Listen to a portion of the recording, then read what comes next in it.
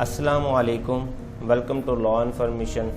آپ کا اگر شناختی کارڈ گم ہو جائے تو آپ جب نادرا سے ڈپلیکیٹ شناختی کارڈ حاصل کرنے جاتے ہیں تو اس کے لیے ایک عدد بیان حلفی آپ سے طلب کیا جاتا ہے۔ یہ بیان حلفی کیسے تحریر کرتے ہیں آج کی اس ویڈیو میں ہم یہ سیکھیں گے۔ تو آئیے ویورز اپنے ٹاپک کی طرف چلتے ہیں۔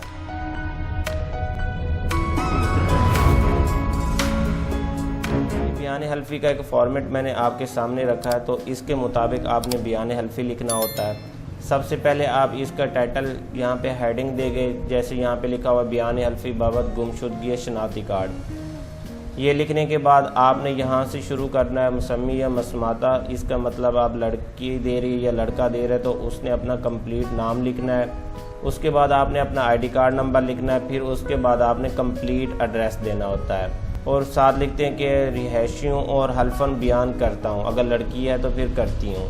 یہ کہ من محلف کا مطلب ہوتا ہے جو حلفاً بیان دے رہا ہوتا ہے، اور اگر کوئی لڑکی ہوگی تو پھر اس کے لیے من محلفہ لکھا جائے گا۔ یہ کہ من محلف کا اصل شناختی کارڈ، یہاں پہ آپ نے دوبارہ نمبر اپنا مینشن کرنا ہے شناختی کارڈ کا۔ مورخہ جس ڈیٹ کو آپ کا گم ہوا تھا تو آپ نے وہی ڈیٹ یہاں پہ مینشن کرنی ہے۔ پھر اس کے بعد بتانا ہے کہ کس جگہ پہ آپ کا گم ہوا۔ اگر آپ کو مکمل یاد نہیں ہے کس جگہ پہ گرا ہے تو آپ نے اپنے ڈسٹرکٹ کا نام لکھ لینا ہے۔ جیسے یہاں پہ میں نے مینشن کیا ہوا ہے ضلع لاہور میں دوران سفر کہیں گم ہو گیا ہے، جو کہ کافی تلاش کرنے کے باوجود بھی نہ مل سکا، لہذا حسب ضابطہ کارروائی عمل میں لا کر من محلف یا من محلفہ کو شناختی کارڈ عنایت فرمایا جائے۔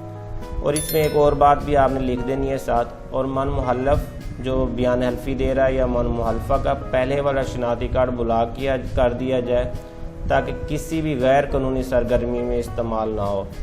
تو ویسے تو آلریڈی بلاک کر دیا جاتا ہے جب آپ ڈپلیکیٹ کے لیے دیتے ہیں، لیکن بعض اوقات کچھ دن کا گیپ آ جاتا ہے، وہ آئی ڈی کارڈ آپ کا جب تک بنتا ہے تو ہو سکتا ہے خدا نخواستہ آپ کا کوئی شناختی کارڈ غیر قانونی سرگرمی میں پہلے والا استعمال ہو، تو اس لیے آپ کے پاس ایفیڈیوٹ کے طور پر ایک پروف ہوتا ہے کہ ہم نے یہ ایفیڈیوٹ بنوایا ہوا تھا تو ہمارا اس ڈیٹ کو گم ہو گیا ہے، تو اب ہمارا اس سے لینا دینا نہیں ہے۔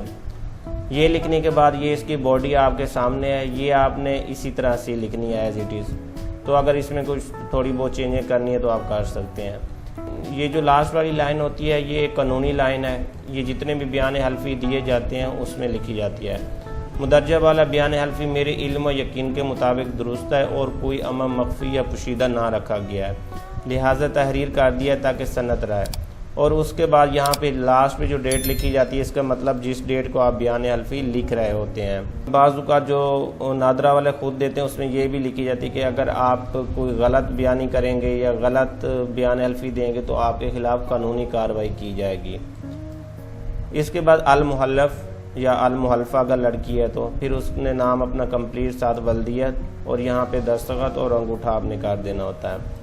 لاسٹ والی جو لائن ہوتی ہے یہ بھی آپ ایک قانونی لائن ہوتی ہے، عام طور پر لکھی جاتی ہے۔ بعض اوقات کچھ جو وثیقہ نویس ہوتے ہیں یا اسٹامپ والے وہ نہیں لکھتے، لیکن اس کا بھی لکھا جانا ضروری ہوتا ہے کیونکہ لاء میں ایک ریکوائرمنٹ دی گئی کہ اس کی ویریفیکیشن کرنی چاہیے، جتنے بھی بیان حلفی ہیں اس کی تصدیق ہونی چاہیے۔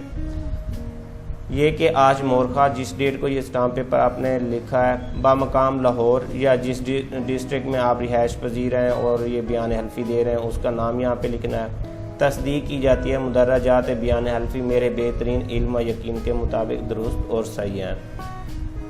اگر اس کے نیچے آپ سین انگوٹھا کر دیں تو ٹھیک ہے، نہیں تو اس کے بغیر بھی آپ کا چل جائے گا، ضرورت نہیں ہے۔ تو یہاں پہ آپ نے ایک اور بات یاد رکھنی ہے، یہ جو بیان حلفی ہوتا ہے آپ نے اس کو 50 روپیز کے اسٹامپ پیپر پہ نکلوانا ہوتا ہے، اس کا پرنٹ آؤٹ لینا ہوتا ہے۔ تو آپ جب اس کو اٹیسٹ کروائیں گے اوتھ کمشنر کے ساتھ تو آپ نے کوشش کرنی ہے ایک نمبر جو اوریجنل اوتھ کمشنر ہو اس سے آپ نے اٹیسٹ کروانا ہے۔ وہ ساتھ میں نادرا کے حج کا ریکوائرمنٹ ہے، جس نے اس کو اٹیسٹ کیا ہوتا ہے اس کا آئی ڈی کارڈ اور موبائل نمبر ساتھ مانگتے ہیں۔ اگر آپ کسی ویسے 2 نمبر اسٹامپ لگوا کے چلے جائیں گے اور آئی ڈی کارڈ اور موبائل نمبر اس کا نہیں لیں گے اوتھ کمشنر کا تو آپ کو دوبارہ چکر لگانا پڑے گا اور یہ آپ کا قابل قبول نہیں ہوگا، نادرا والے آپ کو دوبارہ واپس بھیج دیں گے۔ تو اس لیے ضروری ہے کہ آپ جانے سے پہلے جو اسٹامپ پیپر ہوگا اس کو اوریجنل اوتھ کمشنر سے اٹیسٹ کروائیں، اس کا CNAC نمبر اور موبائل نمبر ساتھ لے کر جائیں۔ یہ تو تھا ویورز آج کی ہماری ویڈیو کا ٹاپک. آئی ہوپ کہ آپ سب کو سمجھ آ گئی ہوگی. کسی کا کوئی بھی کوسچن ہو تو ہمیں کمنٹ کریں. اللہ حافظ.